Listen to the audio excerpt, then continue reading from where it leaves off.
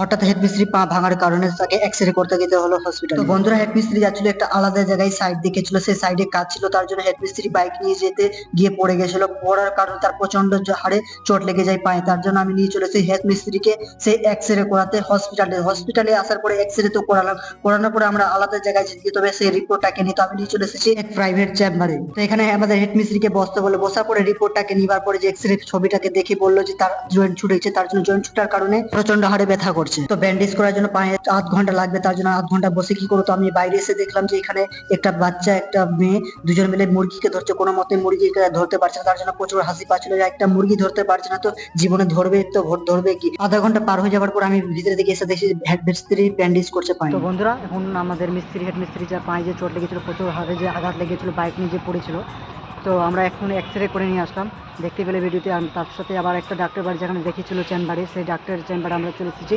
সেই এটা চেম্বার হয়েছে, আমার বাইক দেখতে পাচ্ছ দাঁড়িয়ে রেখেছি। আর চেম্বারে এখন হেড মিস্ত্রিকে এখন পায়ে ব্যান্ডেজ লাগিয়ে ম্যাক্সিমাম আধা ঘন্টার জন্য ওকে রেস্ট নিতে বলেছে। তাই আমি বাইরে থেকে তোমাদেরকে কথা বলতে চলে আসলাম হেড মিস্ত্রির ব্যাপারে। তো 2-3 দিন থেকে বৃষ্টি, লাগাতার বৃষ্টি চলে আসছে, কিন্তু বৃষ্টি থামার কোনো নামই নিচ্ছে না।